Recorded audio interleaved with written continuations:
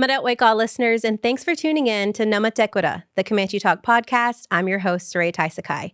Right around the corner is the 32nd annual Comanche Nation Fair, and the Shoshone Language Reunion is returning to Oklahoma. So let's get into it.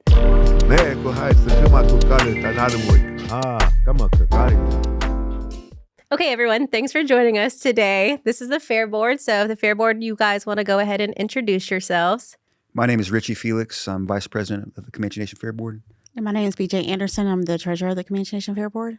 June Kester, the President of the Fair Board. All right, well, thanks for joining us. And after the break, we will have a committee person from the Shoshone Reunion to come on and kind of talk about all things Shoshone Reunion related. But let's go ahead and hop into the fair. So to start off, can you share a little history about the Comanche Nation Fair and kind of how it's grown since you've been involved? So it was started off way back in Craterville Park is where it used to be held. The first annual one was in Craterville Park. And as you know, since 9/11, the Fort Sill military closed the base. And so we haven't had it there since that time. And so now it's moved to the Comanche Nation out here to the complex, the grounds out here. And it's been here ever since. And there's been some recent upgrades to our grounds. And so it's just been growing each year, every year. So. And it's what? We're on 32 years now? Yeah, I remember when it was first out at Craterville, just outside of Cache, and it was just nestled in between a bunch of mountains, and you had the hills surrounding it. And just after 9/11, just that moving away from there, it's just a little bit of a change up there. And how has the change been? Has it been a better? Is there more space? Kind of, can you tell us a little bit about that? I do feel like there's more space out here, and it is convenient because tribal members who live in different cities, different states, they come here for the fair, and then we have the enrollment department on site. We have all the departments that are here that they maybe don't get to, and they come once a year, and they can come to these departments at that time. Yeah, I think that's good too. So the theme, the honor of one is the honor of all. Why was that chosen for this year's fair? So this year was different. We have a larger committee this year. And so we had the benefit of having some elders on our board as well. And so when we were discussing the theme this year, there were several options on the table. And one of the ones that the elders really seemed to like was the honor of one is the honor of all. And they just felt like that was important because just one of us, doing something great, doing something notable, whether it's an athletic ability or you're in academics, that one thing that you do, it's kind of like representative of our whole nation, and it gives pride to us all as a whole. I like that. I think that's cool. Is there anything you would like to add about the theme, why it's important to you guys? Well, just from meeting with several different, we met with the Elders Council before, and one thing was just that, we always focus on certain things, but it'd be nice to focus on our own people and elevate them. And it doesn't matter who they are. Everybody contributes something, and it could be a doctor, a lawyer, it could be an athlete. Just everybody contributes something, and we're all pitching in together. So that's just kind of what this theme for me means, that we're all collectively strengthening our tribe and raising each other up. Yeah. To me, I feel like we're honoring everybody. It doesn't matter. Like he said, doesn't matter who you are, doesn't matter where you come from, you're being honored one way or another. Okay. So the Comanche Nation Fair, it's huge. And so before we hop into everything that we're going to talk about today, is there any some top events that the attendees should look forward to for that weekend, for the main weekend? Well, besides the powwow, the powwow is the main event. That's why everybody comes out.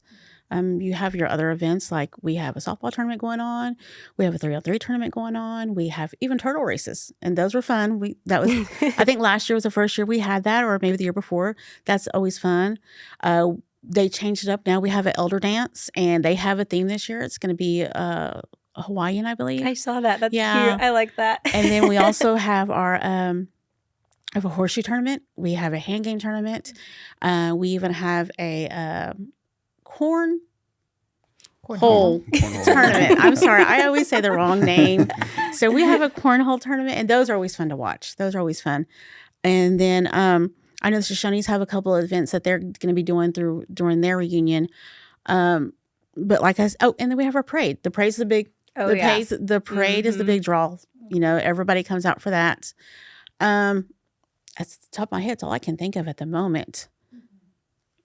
Well, along with what really starts us off is our MMI Walk to Remember, Right, and that's it's a really somber event, and I know we have a lot of festive things going on, but that's one that last year going to just kind of just sunk in with me is just how much it impacts so many people, and I've seen a lot of people there that I recognize from here and there, and to see it, well, it touches a lot of people, and it also brings a lot of people together to bring awareness to that. So that's a really, really nice event that I think a lot of people should come and check out. I think so too. I think that's a good one. Okay, and so you kind of talked about the fair includes the powwow, the parade. I guess let's just go ahead and get a little breakdown about each day. Okay. I think one of our first events is the golf tournament, and that's at Lawton Muni, and that one is the Friday before the fair, and so that kind of kicks off all of the events, and that's got a 8:00 start time on that, and so that Friday before starts off with that, and then the ball gets rolling, and then it's event after event. So, like after the golf tournament, our next event is the Walk to Remember on Tuesday, and that's at the Powwow Grounds at around 6:00 that evening, and and after that on Wednesday is a peyote meeting. So that one starts around like 5:00 or so, and we also have the Shoshone Reunion going on around the same time. So a lot of these will tie into that as well. When the Shoshones are done, some of our events will kick off after that. And then on Thursday is when that's the busy day for everybody, because in the morning time at 8, you have your land run. Everybody's coming in to get their camping spots. The peyote meeting is just finishing up. Then we start having all our supplies for the whole, like the soda carts, everything starts coming in for us. That's our busy time for us is Thursday. And then in the afternoon time, they're going to have a lunch and learn, luncheon with Mary Motaw. And then they're also going to have the Warrior Run starts off that morning time. They're coming in from Apache, Cache, and Walters. They'll have their luncheon afterwards. And then they're going to have the Princess Sorority powwow going on that night. And then also all those individuals who are going to be participating in the powwow over the weekend, they're going to let them be able to sign up early for registration. So that's always a good help for the powwow people right there, because some of them already start coming in on Thursdays, so then they can go ahead and start registering for the powwow that day. I know that's what's going on Thursday. Friday is our horseback ride. That was a new event that was added last year, and it was everybody loved that. It's really unique to see all of our horseback riders, not just our Comanches, but also like the local groups. I think the Lawton Rangers participate in it. Well, they start off here at Watchtaker Hall with registration. After prayer, they gather, and then they'll ride out to Medicine Bluff, and they'll have a ceremony there, and then they'll ride back. All right. And so, it's kind of highlighting certain specific ones. Like you said, the powwow. The powwow is the main focus. Let's talk about the powwow. Why is it so important? Maybe someone who's never been to the fair, never, attended a powwow. Like, what is a powwow, I guess, is kind of how to explain it. To me, I've always looked at the powwow as a celebration of our culture. It's a celebration of our culture. It's, how we all get together to understand a little bit of our history, a little bit of our culture. I know some of it has to do, now I'm not a powwow person, so this is from what I've been told over the years. I know the color schemes and the material and everything they use on their regalia has a lot to do with it. Again, I don't know. That's just what I've been told. But all these years I've always worked here and grown up, to me, a powwow has always been about a celebration. It's a celebration about your culture, a celebration about your people. It's a celebration about your history. In our history of Comanches, it's huge. It's big. Everybody knows Comanches one way or another. They've either read about them, saw them on TV, or they've heard about people, talking about them, or they've even seen the name Comanche. So everybody knows the name Comanche. Mm-hmm. So to me, it's just a big celebration of who we are as individuals and as a tribe. it's special to me because it reminds me of being a child and going to powwows. And at the time, I didn't really, I was still a little person, so I didn't really know a lot that went into it. But being older now and hearing it takes me right back to being a kid and to being at all those different dances and hearing the drum. It's like it just takes me right back to it. It's like it strikes a chord that resonates. And what a lot of people like to come to our powwow because when Comanches go out to other powwows, they're recognized, they're honored, they're welcomed in, and that's one way of returning that is just say, well, we welcome them in too, and we want them to come be a part of our culture and share that with us here at our grounds. It's something to share something that's that sacred with them is a really special thing to me. And with the powwow, who are we honoring? Are there any special contests that are going to be involved with the powwow that you know of? So I do know that our higher education department, this is their first year that they want to honor their graduates.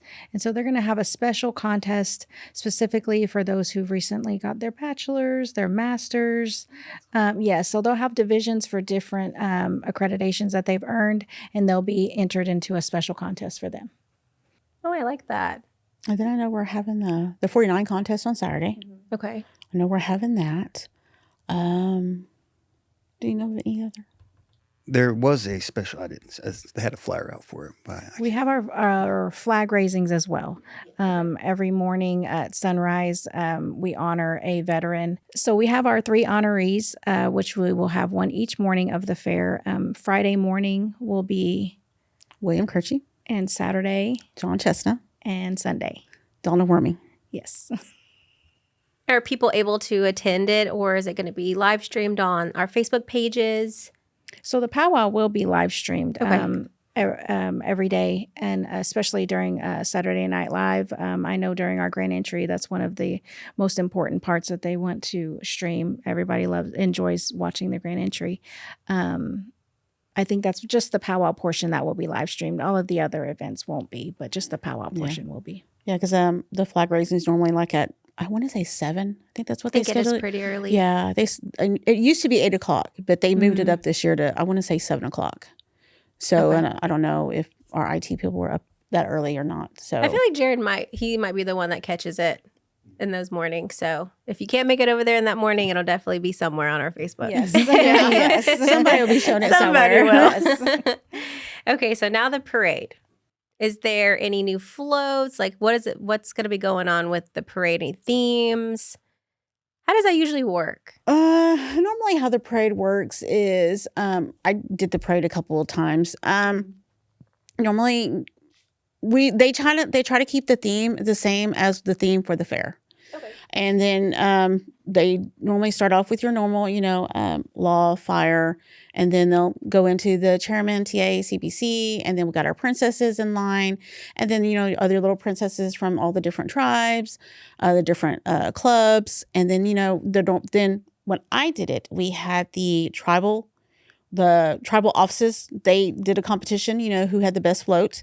Mm-hmm. And then we had non-tribal offices. They did a competition with the best floats. And then pretty much we're just going to start over by where, how we've done in the past. It will start over there in front of law enforcement by the softball field. It goes up going south. We're going to go south up until, is that Bingo Road? Mm-hmm. Bingo Road. Then we're going to come into Bingo Road and we're going to come on into the tribe. It will go in front of the powwow grounds. And then from the powwow grounds, it will go on past the carnival. Oh, which we forgot to mention that we do have a carnival. And that's a big deal. The carnival's a big deal too. It will go around the carnival and then basically ends where it started.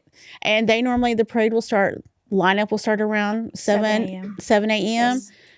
Parade starts at 10. So please, the Metachai Road will close at 9 o'clock, no exception. So please, if you are coming to the parade, please be here no later than 9:50. I'm sorry, 8:50. Yeah, I was about to say they close at 9. That's my mistake. I'm so sorry. Please be here no later than 8:50. Please.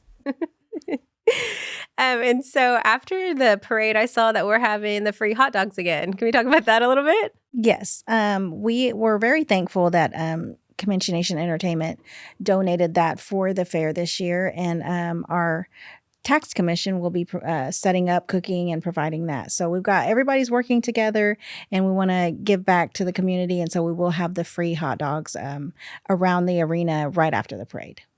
Okay, so obviously we have a lot of things going on during the week. I did see on the website that the childcare programs are going to be offering something for the parents this year. Can we talk about that a little bit? Yes, this is the first year for the Nurturing Nest.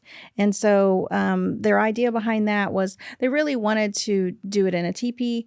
However, they didn't have enough time, so they will be purchasing that in the future. They'll have a Nurturing Nest teepee. But for now, it'll be in our own Akani building, and that will run every day. They do want to make sure that everybody knows it's not a daycare. You can't bring your kids and drop them off, but it will be a place you can come. You can do a diaper change. You can give them their snack. You can do a bottle feeding or nursing, and it'll be in 15-minute increments.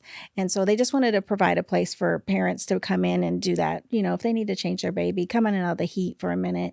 And so, but they do just want to reiterate, it's not a daycare. Good to know. Good to know. Okay, so I feel like we missed a couple events. I know there are some things that we didn't go over. We forgot to mention there is an art show Saturday after the parade also. That normally starts. I do know that a lot of our programs have moved out here to the tribe now. So like our ICW, they are going to have an open house around the same time. And that's basically just, you know, if you got to come in and, you know, want to say hello to all the employees over there, kind of get a look around their building. I don't know if they're going to be having drinks. I think they were going to. I think they'll have light refreshments. I think they're having light refreshments. Mm-hmm. Okay, also during the fair, we will have our Comanche Nation Museum will be doing their art exhibit during that time, and they'll be open during the fair as well. So if you come out to enjoy any of our events here, you could also go into town and check out the museum as well. And they're having an exhibit called Our Favorite Things. And so you might check them out too over that weekend. Okay, cool. And we kind of slipped past the carnival, which is also one of the biggest events of the fair too. So let's talk about that. Let's talk about for our tribal kids for the wristbands. Kind of go over just an overview of the carnival. Yes. Yeah. So BJ, I think you know the times on this one. So our enrollment department handles the handing out of the vouchers and the wristbands for our tribal children.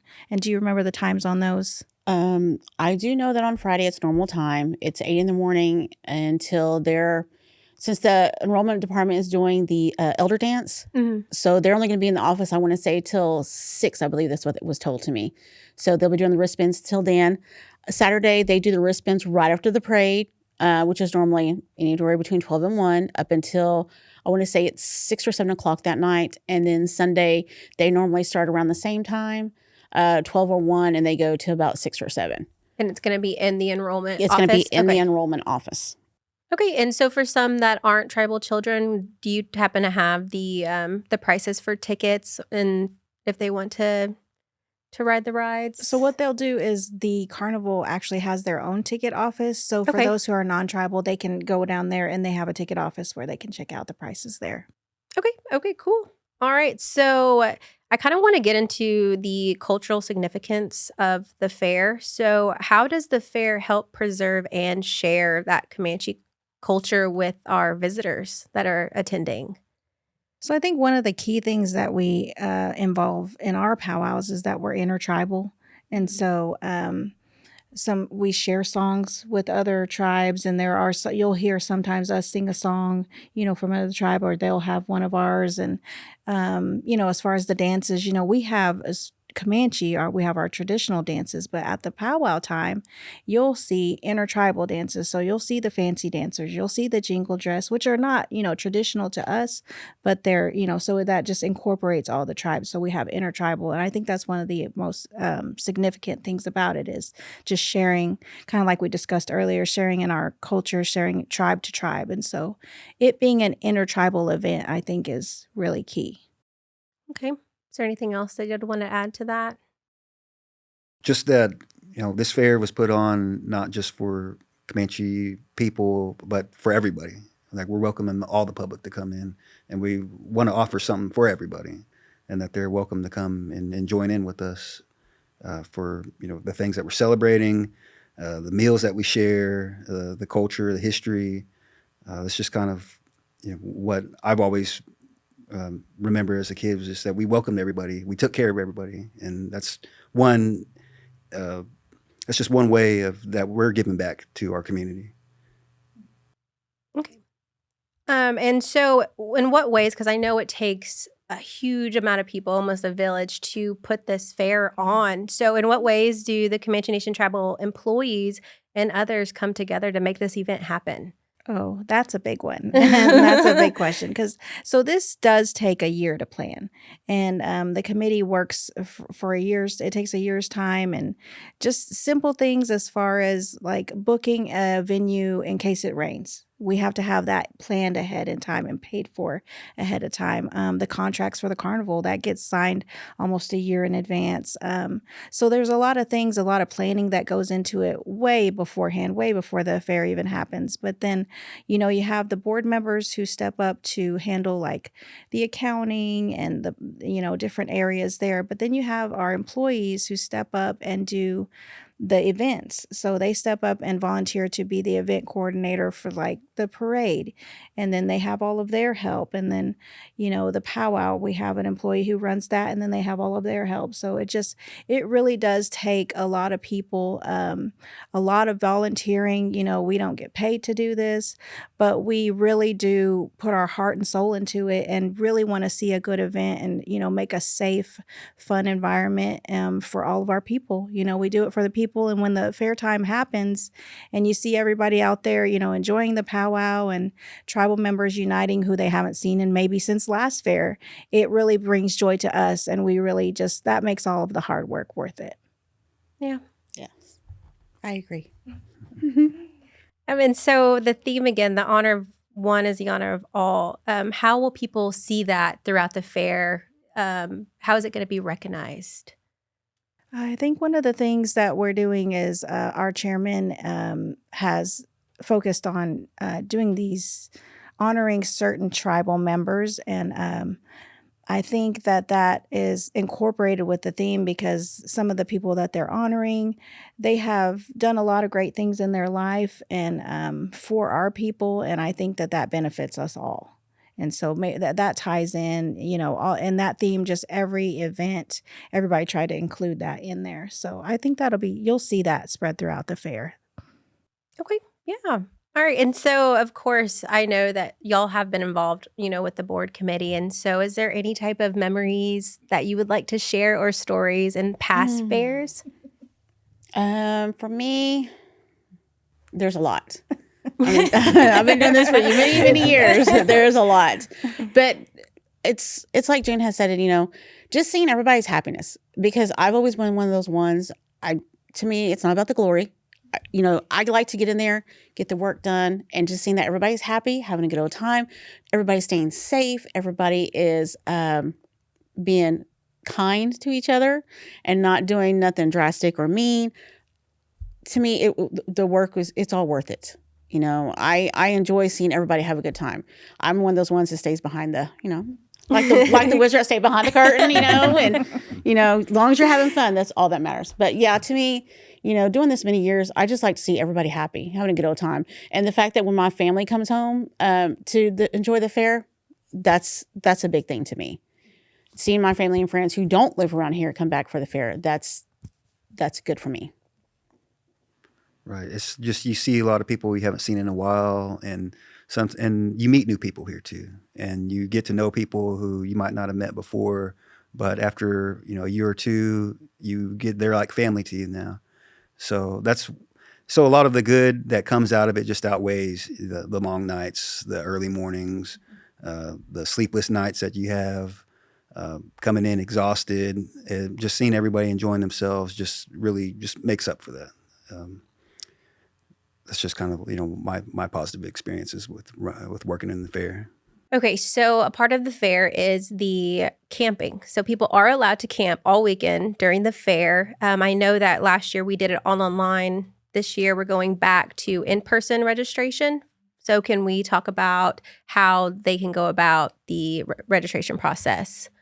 Okay, so this year, it's a blend of the old way with kind of a little bit of our new ways that we've incorporated over the years. So everybody can still come on site and line up at Watchtaker Hall.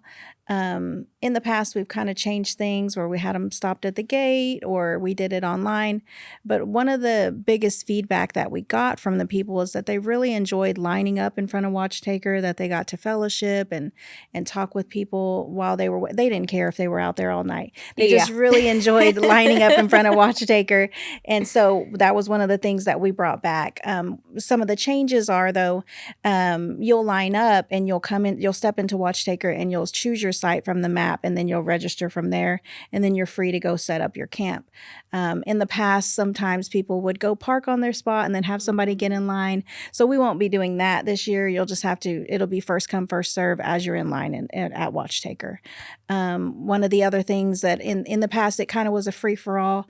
So one of the things that we've incorporated is pre-marking the spots, and it's a generous spot. They're 30 by 30, and so it fits. We've done it. We've parked a car and had a couple of canopies in there, and so it's a generous size, and so they're all 30 by 30. And one of the safer aspects is that since we are registering them and it will have a campsite number, if we were looking for somebody or if we needed EMS to get to them, we have a list of everybody and where they're located. And also we've provided fire lanes alongside all of the campsites, and that's another thing that we added as just a preventative measure. We don't want anything bad to happen, but if, God forbid, somebody did pass out from heat exhaustion or have a heart attack or anything, we made sure that we're able to get EMS straight through to any campsite, so we will ensure that those fire lanes are cleared. And it is first come, first serve. It is first come, first serve. Okay. Yes. First come, first serve. And it is free, and it is primitive camping. So there is no guarantee of electricity or water access. We make sure that everybody understands that it is primitive camping. Now, Don't get us wrong. We're not just putting you out there with no toilets. We will have porta potties out there. We have porta potties out there, and we do have big containers for trash. So, it's not just, okay, we're just here, primitive, We do supply those, so... Okay, and so another thing is if someone wanted to stay connected or maybe see all of these flyers, everything we talked about, where would they go? How would they stay connected with the Comanche Nation Fair? Okay, so our media team, you guys do a great job Yes. of updating our website. Mm-hmm. And then also on Facebook, we have a Comanche Nation Fair page for that as well. And so you can find those flyers on there. Our Comanche Nation News also is putting all of the flyers out for that as well. Okay, all right. Is there anything else that you would like to add before we wrap it up today? I know that I just would really like to make sure that everybody understands that we are so grateful to be a part of this big event. And we just want to make sure to put a big thank you out there to everybody who participates in making this event happen. Like you mentioned earlier, it's not just one or two of us. It takes a lot of us to put this together. And so we sure appreciate everybody who has a hand in this and makes this event happen throughout the year. Yes, so thank you very much. Thank you, guys.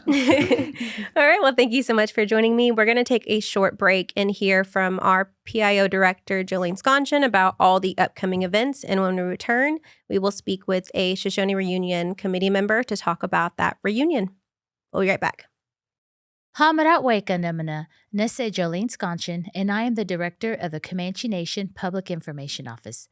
It is time again for the Comanche Nation Fair, and this year we have the Shoshone Language Reunion that will happen the week before the fair. So we have a lot of events coming up, so please take note as I go through all of the events. The Shoshone Language Reunion will take place September 22nd through the 24th at the Comanche Nation Complex. A sunrise ceremony will take place at 6 a.m. every morning. There are breakout sessions each day, as well as a teepee, fry bread, and other competitions. All of the tribes will have dance demonstrations in the evening. For more information, go to the Shoshone Language Reunion website or Facebook page. The Comanche Nation Golf Tournament will kick things off on Friday, September 19th at the Lawton Municipal Golf Course with cash prizes. The Missing and Murdered Indigenous Women Organization will hold its annual Walk to Remember, 5:30, Tuesday, September 23rd at the Comanche Nation Powwow Grounds. Camping registration will begin 8 a.m. September 25th in Watchataker Hall. Parking for registration will be in the Watchataker Hall parking lot. There will be no parking in fields or campsites before registration is complete. Campsite registration is on a first-come, first-served basis. Ration vouchers will be delivered to each campsite at 5 a.m. Saturday, September 22nd, and rations can be picked up at the food distribution. Camps must have a tent to receive a voucher. On Thursday, September 25th, the annual Warrior Run will take off from the Walters Community Center at 8 a.m., the Kashkahoma Building at 10 a.m., and the Apache Community Center at 1 p.m. All runners will meet at the Janice P. Wardy softball field by the Comanche Complex at 4 p.m. to run to the Comanche Complex together. International soldiers from Fort Sill will meet the Warrior Runners at the softball field and run to the Comanche Complex with them, carrying their nation's flag. A lunch will follow.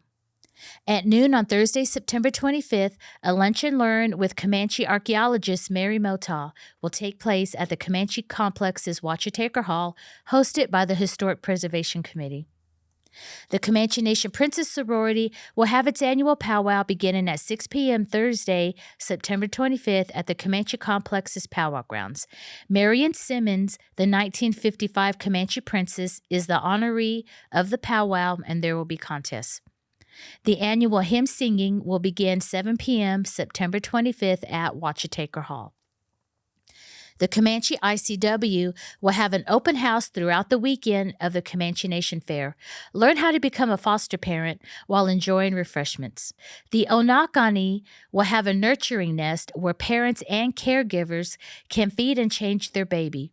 There will be a breastfeeding area and a diaper changing station in Building 800. The second annual horseback ride leaves at 10 a.m. Friday, September 26th from Medicine Bluffs at Fort Sill to the Comanche Nation Complex. Remember to have a real ID to have access inside Fort Sill. The elders will have a luau dance that will begin at 7 p.m. Friday, September 26th at Watchataker Hall, hosted by the Comanche Enrollment Department.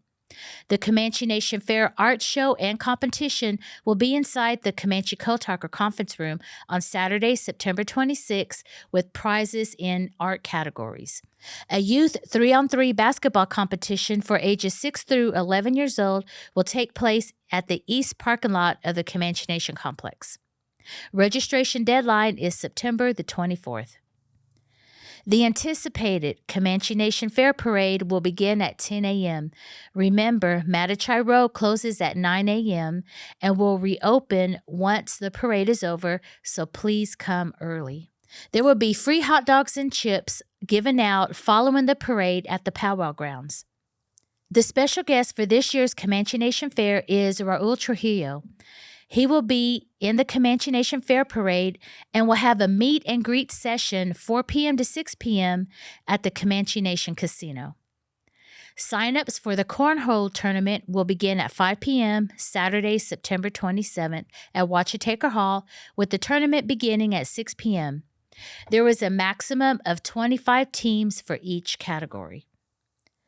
The Spirit Walk will begin 8 a.m. Sunday, September 28th at the Comanche Nation Powwow Grounds, with registration beginning at 7 a.m. Sunday service inside Watchataker Hall will begin at 10 a.m. with Tina Baker officiating. A horseshoe tournament will begin at 1 p.m. Saturday, September 28th at the Janice P. Wardy softball fields at the Comanche Nation Complex. The drawing will take place at 1:45, with the tournament starting at 2 p.m. The annual hand game tournament will begin at 2 p.m. Sunday, September 28th at Watchataker Hall. Registration will begin at 1 p.m. There is no age limit requirement and no registration fee. In addition, there is a prize for Best Guesser and Best Hider. The Comanche Nation Powwow will begin at 3 p.m. Friday, September 26th, and go all weekend. There will be contests in all categories and several special contests. The honorary flags that will be flown for this year's fair are William Kirchie on Friday, September 26th, John Chestnut on Saturday, September 27th, and Donald Wormy II on Sunday, September 28th. Reporting for the Comanche Nation PIL News, Nessa Jolene Sconchin. Ura. All right, welcome back to the pod. We now have a committee member Yes. from the Shoshone Reunion. You want to introduce yourself? Michael Burgess, as people know me here. Been on the reunion committee most recently for the last year and a half, but started out in 2002 when I was on the committee. Okay, so And yes, so you I've should had know a some lot. experience. Yeah. Okay, so the Shoshone Language Reunion is returning to Oklahoma for the Comanche Nation Fair. Why is this so significant? Actually, our elders started in the 70s, particularly with one of our own members, Mr. Reeves Nawooks, was working at Fort Hall at the time. And people were surprised that he came there and he could understand them and start talking to them. Different, you could say dialects, but they were able to understand each other when they were talking. And so through all of these discussions, he was there in the 60s, throughout the discussions at Fort Hall and surrounding tribes. Every other nation is probably within, I'm using the Shoshone Numuck people, Okay. is within at least a 4-hour drive of Fort Hall. So it seems to be centralized in the Northwest area, other than when you reach out to Oregon and Washington among the Paiutes, California, with the Southern Paiute, and other tribes all the way to Arizona. So this whole discussion began around the history of our peoples and how that separation began and the stories each nation had. So sometime in the 70s, Reeves, his wife, I think her name was Claudia Nawooks, she wrote a grant. And about 20 people from Fort Hall came down to our Comanche homecoming. And they sat under the trees there and had a big discussion, a lot of talk about the history, stories, song, the change of language, and many of the historical significance of these, we want to call them stories, but oral histories on each of the tribes and what they did and how they did things. So that is the significance of our people understanding where we actually came from and how our relations through language are still there and we're still here. So it's important, to a lot of us that we carry forward with this history. Actually, people want to refer to the history in college and high school books as real history. That's only the history written by those people who saw it from one side of the fence. They don't have that same history that our folks have from this side of the fence and why we did things. And speaking culturally, our older folks, their outlook on life and how to treat each other, totally different than what's going on today. Very different. Even in my generation, seeing the change in how our young people relate to us as if they don't know us or are afraid to know us, when in fact we were all encouraged when I was a teenager, go say hello, go shake hands with your uncle, or that's your grandpa, go say hello, go help him, do this. So we were directed to do those things. But now in this, particularly in our area, some of the overculture has wiped that out from our knowledge and our ability to communicate with the traditional aspect of cultural responsibility to one another.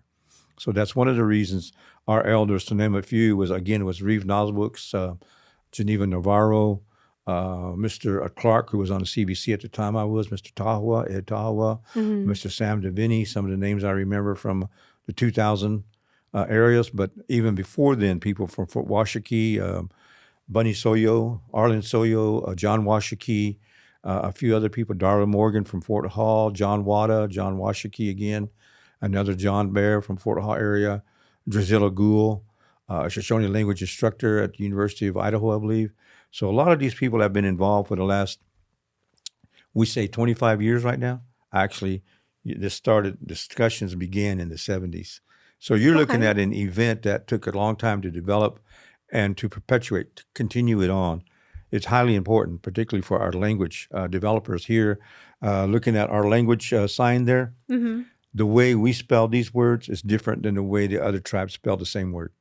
Okay. And some of the enunciations, we might say tekwa, they're going to say degwa with a D. Or they're going to say kutso. And we say kutso, they're going to say gutso with the G, meaning buffalo.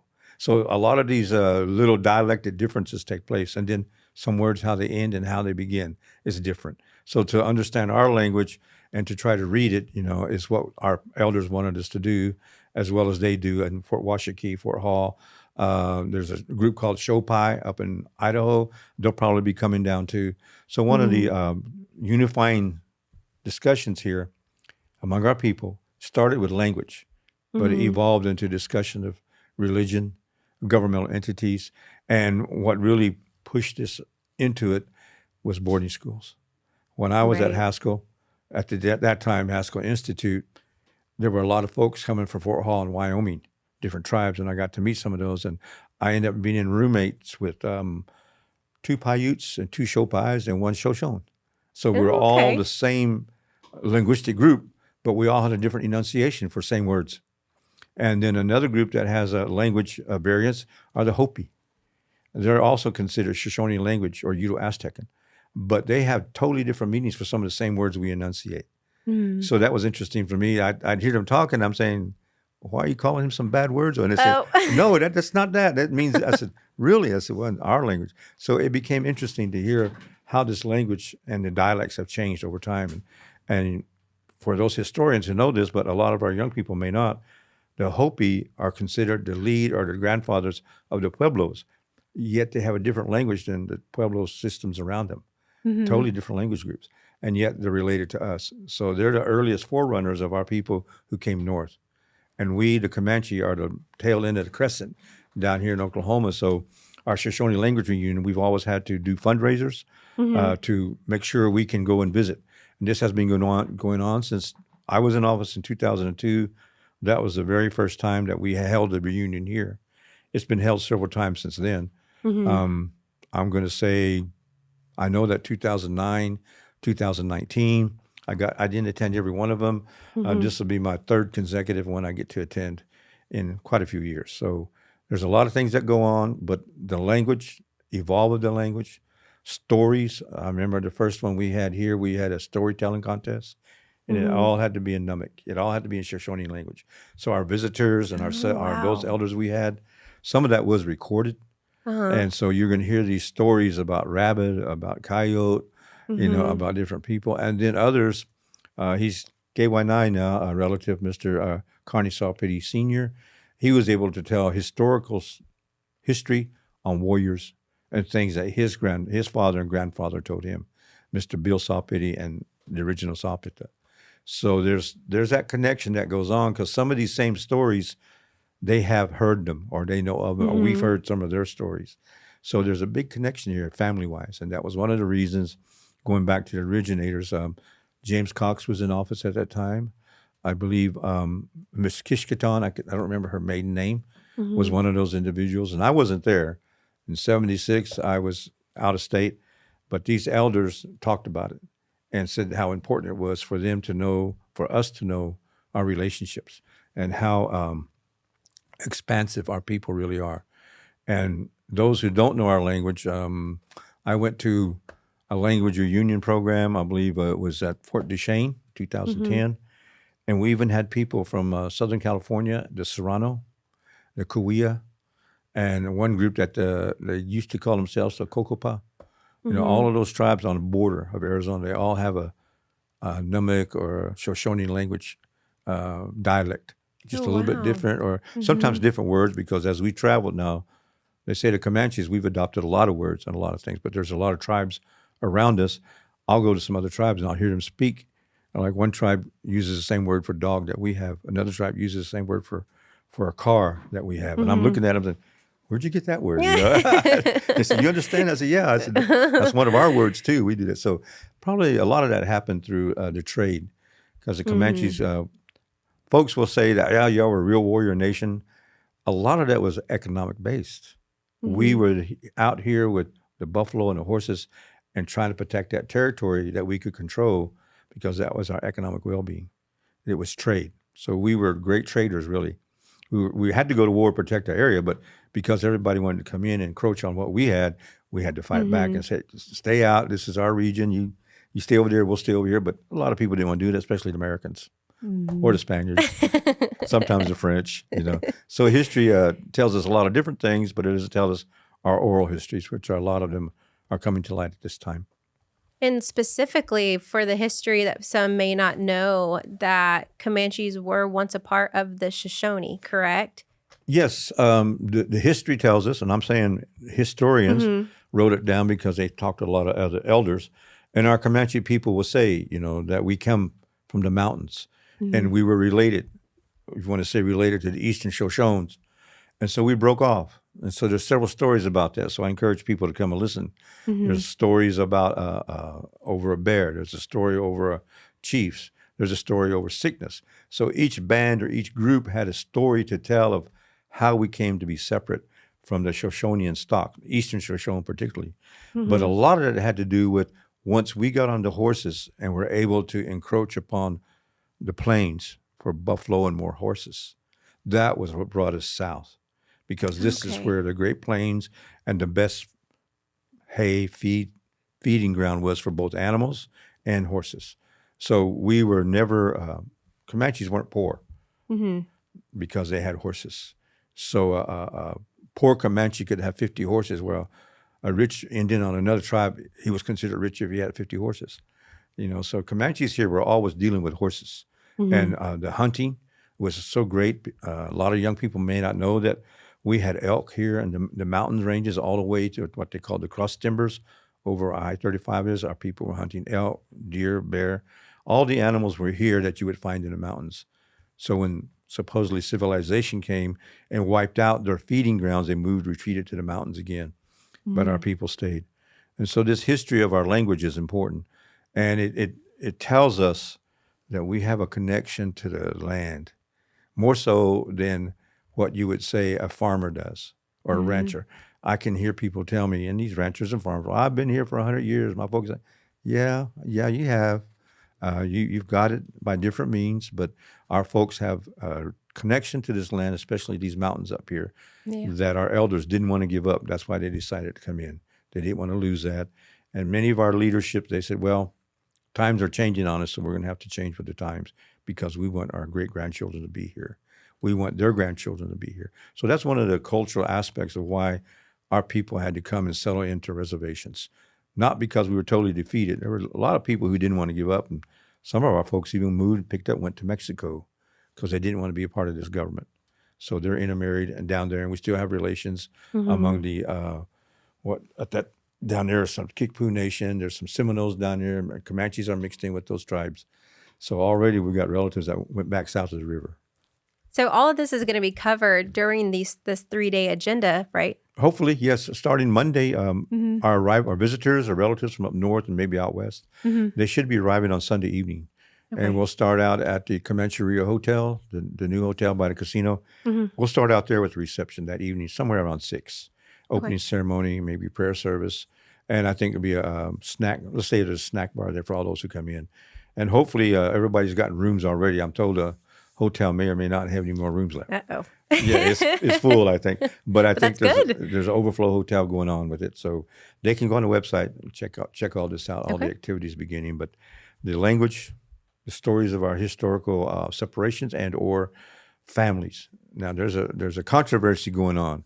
I'm not trying to feed it, but one of those is Sakakawea. Okay. Fort Washakie, she supposedly returned to Fort Washakie, is buried up there. And here recently, over a year and a half ago, there was a filmmaker here in this area shooting some portion of a video or a project and asked me the question is, do you know if there's any relatives of Sacagawea here? Because supposedly she married a Comanche and came this way. And I said, well, that's a story I don't know about. I said, but I've heard that story. And the families that might have come from her, I don't know. So we might have somebody stand up and say that, ask that question, or get up and make that statement. But at the same time, when I was in Fort Hall last year for the reunion up there, I heard a young lady, she knew there was some Comanches sitting there, so she made the statement that, Sacagawea, she came here and she's buried here. She never died. She never married in Oklahoma. So there's this story going on. And a lot of it is these historians, non-natives want to know. We Comanche people, if somebody here has the story on did she get married here? Did they come and stay here? Or did they get married and go back among the people at Fort Washakie and Fort Hall? See, there's everybody wants to lay claim to that significant person. So that's going to be, I'm interested to hear what they have to say when they come down here. One of the things too is religion. I know that everybody has a belief, and this Native American church, as they call it now, or the Peyote way, it wasn't started by the Comanches, but we were the ones who dispersed it. We shared it with a lot of people. And somewhere in 1925, some gentlemen here, some elders here, I believe Baldwin Parker Jr. or Sr., and then an old man named Kadina, they sent Baldwin or someone went that way. They sent a box of items. It went that way to Fort Hall, all the way to Fort Hall. And about 10 or 12 years ago, a young man came in, sat down, sat with us, prayed and sang. And in the morning time, we're visiting. He said, "Do you recognize this stick?" It was a drumstick. And it had our emblem on there. It's that snake sign. They call it snake sign, but it's that backward movement. So I said, "Yeah." I said, "Where'd you get that?" He told me the story, that it came down from Fort Hall. A family who got it had it, and he asked if he could bring that down here. So they let him bring that stick, and he drummed for us, several of us that night with that stick. So he asked the question. He said, "Is there anybody here who's related to this old man Kadina who made this one?" I said, "Yeah. That man sitting right there that ran the meeting, Mr. Glenn Helmholtz." I said, "That's one of his great-grandsons." "Really?" I said, So he went over and told that story. So these kinds of historical things are important because it lays the groundwork for our connectedness. It gives that strong perspective of how good our people were to each other and how they could be even better. So in my travels, having graduated from Haskell, been around the powwow world since I was a boy, and meeting a lot of Native people, I'm always surprised that someone will come up and say, "Hey, do you know so-and-so?" Another Comanche. "Yeah, I know who that is. I know him, such and such." So that's always a nice thing to know, that these relationships were built by my folks long before me, and it carries on, and that respect is given to us in Shona around Indian country. And so it's a responsibility. We, at that time, our younger generation, I was told, when you go somewhere among other people, be cordial, be kind, be supportive, because you're representing not yourself, you're representing all the other Comanches that are going to come around. Very much so. So it's very important for our younger generations to know this, and to be, I'm going to use the word, as an old man now, be on best behavior when we got visitors here, and let's be sociable to them. Let's provide for them. Because we go somewhere, man, they just lay it on us, man. You hungry? Here. You want some water? Here. And pretty soon we're so bloated with food, I know. It's almost hurts. So for these events, for the reunion, what's all going to be included? What are some important events in this agenda that you would like to kind of go over? One of the things that I'm thinking that our people should be aware of is what we call the sunrise ceremony. Okay. And that's going to take place on Monday at the base of Medicine Bluffs on the post. And on Tuesday, it's going to take place at Mount Scott. Okay. And there'll be a caravan from both here to both places.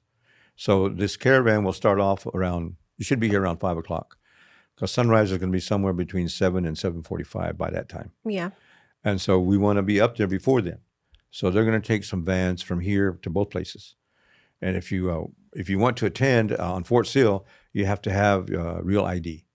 Okay. And then you have to go through their system and go in and get a pass. So if you're going to do that, do it early. Don't do it that morning.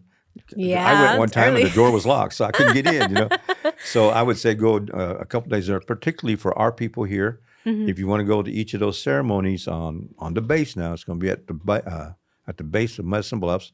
Okay. And get your pass early, because that'll take place on Monday morning of the 22nd. And on the 23rd, which is Tuesday, we meet here. There'll be some vans. I think they said to meet around 5 o'clock, because we want to be up there between 6:30. It's going to be a 45-minute drive to Mount Scott, and they're going to open up the gate to let our people up. Oh, cool. So if you're going to go up there, you're going to drive, get in the caravan. If you're going to drive your own car, maybe take 2 or 3 people with you, so we're all caravan together, and they'll know that we'll all be together. So that will take place. And on Wednesday, the ceremony will be here, right on our dance grounds, not down here. Okay. And that will be done by one of our Eastern Shoshone relatives. They'll do the ceremony here. So at each of these reunions, Fort Hall, Fort Duchesne, Fort Washakie, and then over in Elko, Nevada, and that area, Eli, they would have local elders conduct those services, and then one of the visiting tribes would always be invited to come and do that. So that's what takes place. So we all take turns, and we share it. And the important thing here, from my perspective, is to attend it while it's here. because when we do go visit, our committee has been going strong now. I'm going to say at least 10 years. Every year we have to do additional fundraising.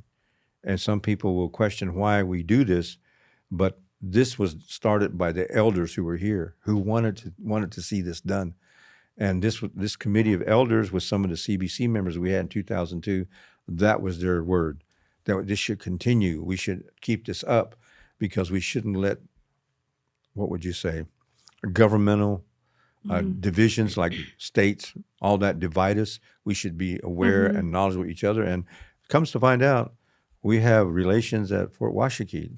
A lot of our men and our women got married, not just out of boarding school, but they're different events. So we got show Manchies up in Fort Washakie. We got show band Manchies down here and up there. So that it's our people are really getting acquainted and related to each other. And some of our dances they don't have, and some of the ways the women dance and the styles they have, we don't have. So ours is Southern Plain style, but when you watch the Shoshone people and their women dance, they really have a different regal style, and it's always buckskin basically. And I've got to witness a lot of that when my travels at powwows, and they really have a unique way of sidestep or a way of round dancing, which our women don't do. So it's strenuous for you ladies out there. I've seen that. You got to be in shape. Oh yeah, I believe it. So I was looking over the agenda, and it goes down to a fashion show. There's some MMIW included. How is that going to be incorporated with is it Shoshone or Shoshone? First off, we're going to say Shoshone. Okay. That's how I was brought up. Okay. And then because we're all the same. Okay. So that fashion show is going to be traditional, but I believe they're at the tail end. They might bring in somebody that wants to do any contemporary styles. Oh, wow. So that may happen. Okay. But the executive committee, which includes representatives from, I believe, 5 tribes, have said that they want to start with all the traditional fashion show that they can. And if there's some time, they'll let contemporaries come in. And at the same time, for our vendors at the reunion, the Shoshone reunion only, and you must be Shoshone or Comanche or one of our visiting relations, you can set up a vendor's booth. Okay. And that's free of charge. So at the current time, we have 9. I think we're going to have spaces for 12, maybe 15. So these booths will be provided for Shoshone Comanche people. You can be Paiute, you can be Ute, Goshute, all those Nunavut-speaking people, Shoshone. You must be one of those and registered with the union, and you can put up your booth. I'm hoping that people up north are listening to us or catch this podcast, so they'll know that it's free to them. Because when we went to Fort Hall, they had in their nice hotel there, they had a real setup, and I think there were about 20 vendors all lined out. It was less than that. I mean, more than that, because we had vendors at other spots in other buildings going on. So overall, there were a lot of people who were vending, and prices were very reasonable. It was very nice to see all that. And so we're trying to be accommodating. We'll have a parade on that Wednesday morning. Okay. We're going to have the Shoshone people, everybody get lined up and have a parade. There'll be a parade contest. We'll have judges. I don't know who it's going to be, but I hope they can see. They can see beautiful colors. And we're inviting all of the attendees to the reunion, to any group you want to put up a float.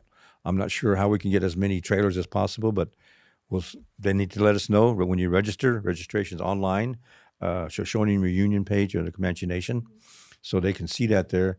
I believe a meal is going to be served. We're going to have breakfast every morning right here at Woodgie Hall.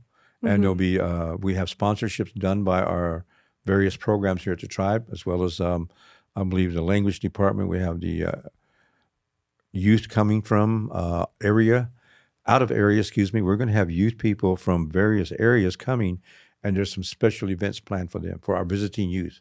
So we're having to we're going to take them to various areas. I believe one of those will probably be the museum at Fort Sill, possibly, or our own museum here.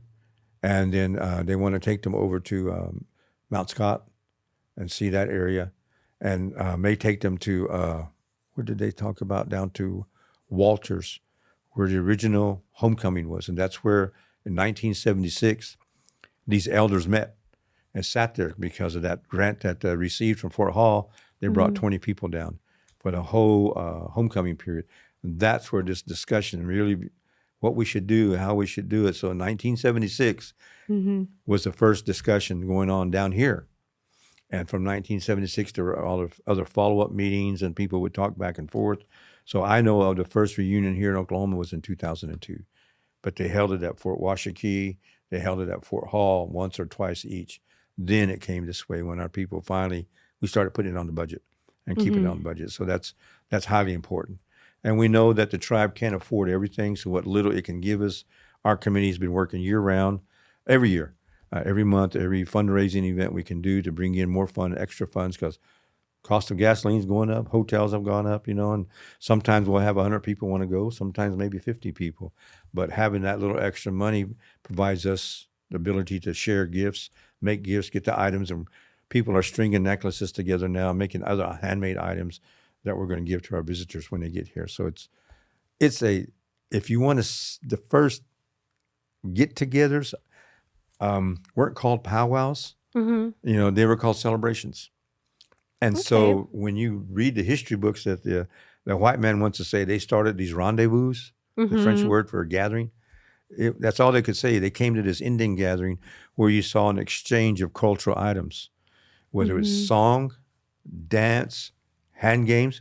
By the way, that was one of the particular things our people would do among each other, have hand games. Then you had horse races.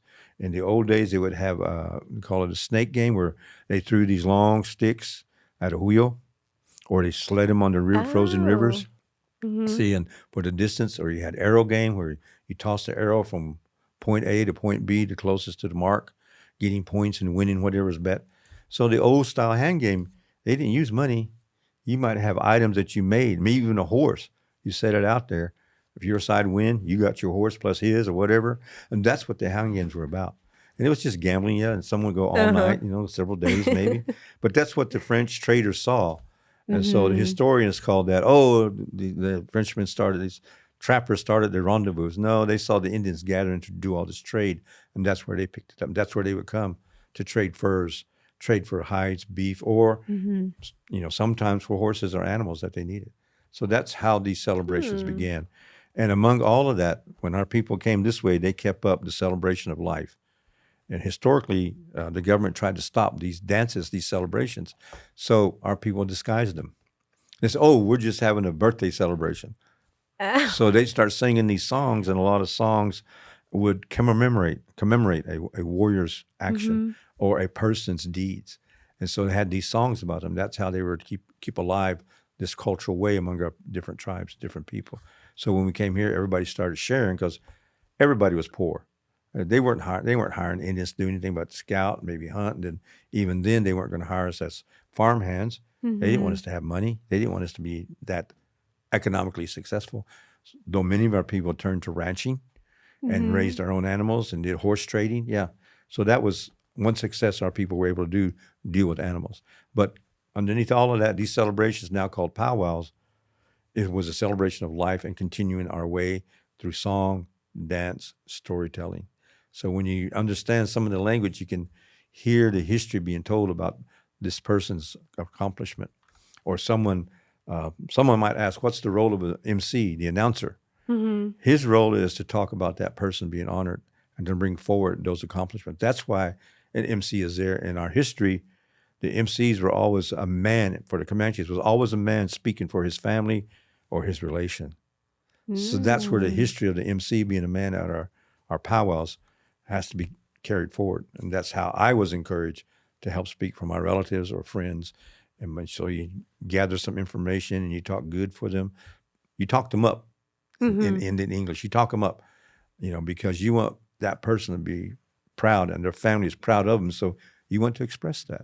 That's why men do that for their families and do that for their relations. That's good to know. I never knew that. How interesting. Okay, so back to the actual reunion itself. Is everything going to happen here? Basically, everything complex? will be here, other than that opening reception, and then maybe those people that would like to visit our museum, and then the gift shop, of course. So I think we're talking to the tribe here. We'll provide some vans to ferry those people around that don't have a vehicle. Okay. A lot of the folks, I know that in 2019, there was 2 buses that came in from Fort Hall and Fort Washington and other places, and they arrived here like 2 a.m. on a Monday morning. Yeah. So people will start traveling here on Saturday and Sunday. So hopefully all of those people that got their rooms will get there and maintain their rooms at the Comanche Hotel. That would be great.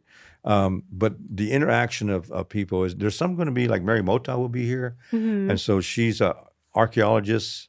Yeah. Yeah. And so she's going to have a lot of history going on, because our people at that time known as Comanches and the Utes that we were associated with were traveling through and creating havoc in New Mexico.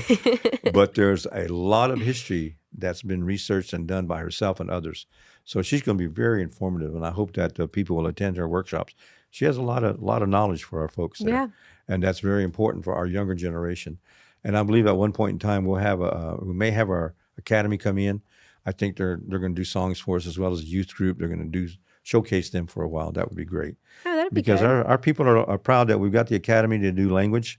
And then at the same time, our I Am Indian group should be here doing things as well. So that's going to be a good exchange, because I know at Fort Hall they have a youth group as well, and they've been going around and doing things. So this good interchange and exchange of ideas and thoughts is going to be very important for our futures, all our nations. So for someone who is a committee person and who's been involved, what do you want our people to take away from this reunion? A sense of being who you are, proud to be Numina. And our Paiute people will say Numu, proud to be Numu. That's highly important today, because we can get washed away if we let ourselves be washed away with the overculture, hip hop, rock and roll, the churches. Nothing wrong with religion, but the way our people wanted to preserve our way of life is highly important to me and the ones who came before me. I now understand why they wanted to see this knowledge carried forward, and understanding that we have a God-given talent as Indian people. It's in our languages. These were given to us, and we should keep those alive as best we can. And I know that we have some questions.